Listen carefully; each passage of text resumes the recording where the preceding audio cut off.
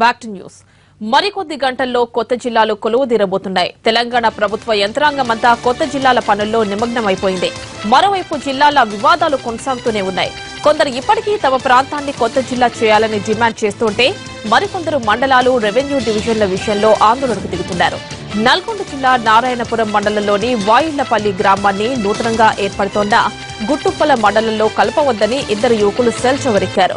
ఇప్పటికే సుమారు 1850 మంది ఆన్లైన్ ద్వారా అభిప్రాయాలు తెలిపినా ప్రభుత్వం స్పందించడం లేదని వారు అభ్యంతరం తెలిపారు. వాయిళ్లపల్లి గ్రామాన్ని నారాయణపురం మండలంలోనే కొనసాగించాలని కోరుకుంటున్నారు.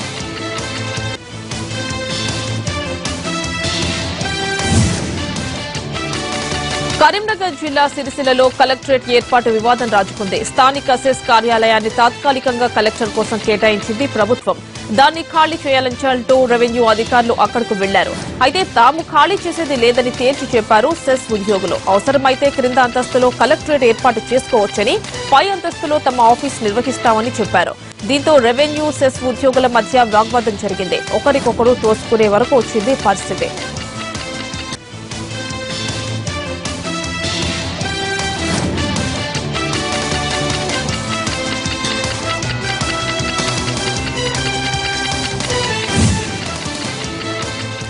హైదరాబాద్ నుంచి ప్రకటించిన నల్లధనంలో 10,000 కోట్ల రూపాయలు జగన్దేనని ఫైర్ అయ్యారు ఏపీ నీటిపారుదల శాఖ మంత్రి దేవినేని ఉమ. చట్టాన్ని అడ్డం పెట్టుకుని నల్లధనాన్ని తెల్లధనంగా మార్చుకున్న జగన్ నీతులు చెబితే మేం వినాలా అని ప్రశ్నించారు. తెలంగాణ రాష్ట్రాల్లో జగన్ బినామీ చేతుల్లో వేలాది ఎకరాలు, గనులు ఉన్నాయంటూ వివరాలను మీడియాకు విడుదల చేశారు మంత్రి దేవినేని ఉమ. 33,935 కోట్ల విలువైన 94,038 ఎకరాల భూమి జగన్ ఆయన బినామీల చేతుల్లో ఉందన్నారు. తండ్రి అధికారాన్ని పెట్టుకొని అమెరికా నుంచి తిరుగు టపాలో చదువుకోకుండా వచ్చావు. ఇంకా అవన్నీ కావాలంటే మళ్ళీ క్లాసులో చెప్తాను. వచ్చినాడు సరిగా ఉన్నావా? నీ తండ్రి అధికారాన్ని అడ్డం పెట్టుకొని 11 కేసుల్లో శుక్రవారం నాడు ముద్దాయిగా కోర్టుకు వెళ్తున్నావు. 43,000 కోట్లు జప్తాయి. సిగ్గు లేదు, శరం లేదు. ఇంకా నువ్వు ప్రజల్లోకి వచ్చి మాట్లాడుతున్నావు. కాబట్టి రాష్ట్ర ప్రజలు చెప్పాలి. ఇది ప్రజల సొమ్ము దోపిడీ చేసుకున్న ఆర్థిక నేరగాళ్లు ఇవాళ ప్రజల ముందు పోసుకోవటానికి అర్హత లేదు. జగన్మోహన్ రెడ్డి, నీకు అర్హత లేదు. నువ్వు ఇవన్నీ కూడా చెప్పాలి. రాష్ట్రంలోని చివరి ఆయకట్టుకు కూడా నీరందించేందుకు సీఎం చంద్రబాబు కృషి చేస్తున్నారని అన్నారు దేవినేని ఉమ. గోదావరి నీటిని కృష్ణాకు మళ్లించి రాయలసీమను సస్యశ్యామలం చేస్తున్నామన్నారు. వచ్చే ఏడాదిలో అన్ని ప్రాజెక్టులు పూర్తి చేస్తామని, పులివెందులకు కూడా నీరు తీసుకువెళ్తామని చెప్పారు.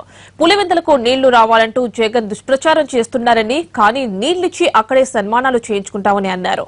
వచ్చే ఎన్నికల్లో జగన్ పులివెందులలో ఓడిపోతారని జోస్యం చెప్పారు. ఈ పట్టిసీమ నీళ్లే జూలైలో, ఆగస్టులో మనం ఇవ్వకపోతే ఇవాళ నీళ్లు చూసి ఈ 10 లక్షల ఎకరాలు ఒకేసారి నారుమళ్ళు పడక, పంటలు పడక ఎన్నో ఇబ్బందులు పడేవాళ్ళు. కానీ ఆ రోజు జూలైలో, ఆగస్టులో వచ్చిన నీళ్లు బ్రహ్మాండంగా చివరి ప్రాంతాలకి, కింద ప్రాంతాలకు వెళ్ళటం వల్ల నారుమళ్ళు వేసుకునేవాళ్ళు నారుమళ్ళు వేసుకున్నారు, వెదజల్లుకునేవాళ్ళు వెదజల్లుకున్నారు. ఆ విధంగా ఇవాళ కృష్ణా డెల్టాను బతికించడం వల్ల ఈ 24 టీఎంసీలు బ్రహ్మాండంగా రాయలసీమ 4 జిల్లాలు కూడా ఇవాళ రైతాంగం కళకళలాడుతా పంటలు వేసుకుంటా ఉన్నారు. శ్రీశైలం దగ్గర నుంచి ఆంధ్రనివా ద్వారా 10 టీఎంసీలు ఇవాళ నీళ్ళు వెళ్తే రైతులు పండగ చేసుకుంటా ఉన్నారు. ఇవాళ పిసిసి అధ్యక్షుడు మాట్లాడుతూ ఉన్నాడు, కరువు వచ్చింది, నీళ్లు లేవని. అనంతపురం జిల్లాలో ఇబ్బంది వస్తే రెయిన్ గన్స్తో పంటలు కాపాడి 100 కోట్ల పంటలు కాపాడితే పాదయాత్రలు చేస్తూ ఉన్నారు. రాసి పెట్టుకోండి. పులివెందులకు నీళ్లు తీసుకొస్తాం, మడకసిరకు నీళ్లు వస్తాయి. హిందూపూర్ మహానుభావుడు ఎన్టీ రామారావు గారు ఆయన మొదలుపెట్టిన ఆంధ్రనివా, ఆయన మొదలుపెట్టిన కాలేరు నగరి, ఆయన మొదలుపెట్టిన తెలుగు గంగా ఇవాళ మళ్ళీ మన ముఖ్యమంత్రి గారు నారా చంద్రబాబు నాయుడు గారి చేతుల మీదుగా ఈ ప్రాజెక్టులన్నీ కూడా పూర్తి అవ్వబోతున్నాయి.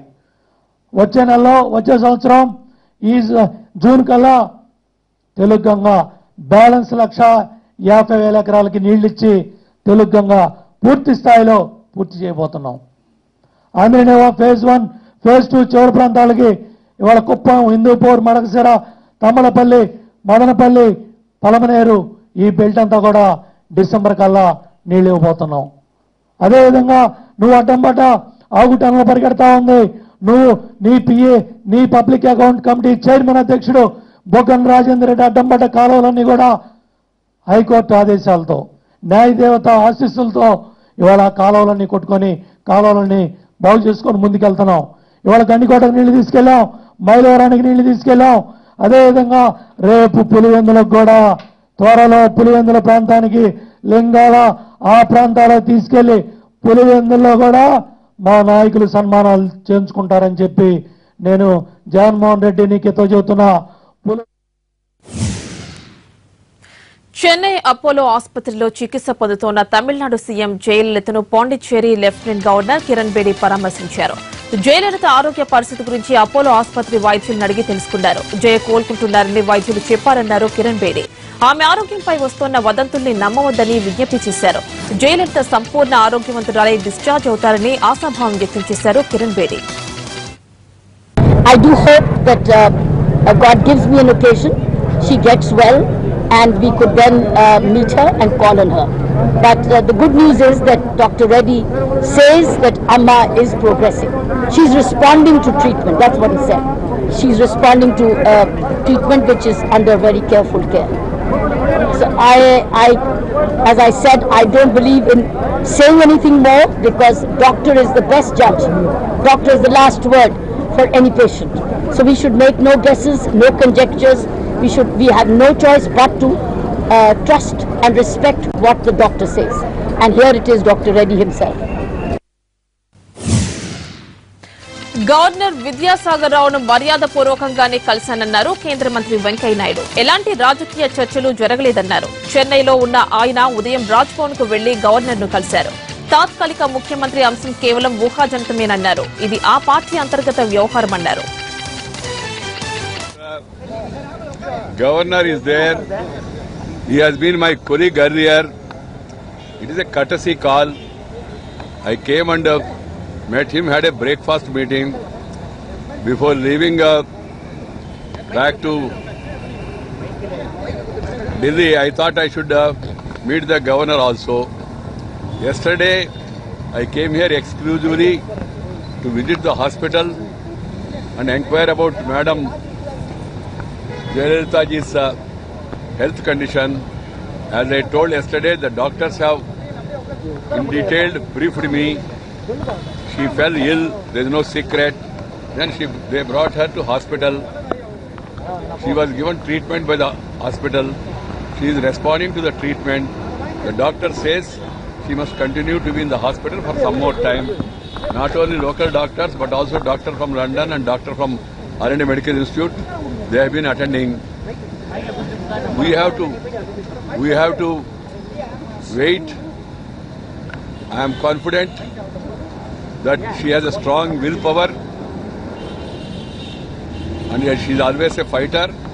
I am confident she will fight back and become normal and continue to serve the people of Tamil Nadu. That is my wish.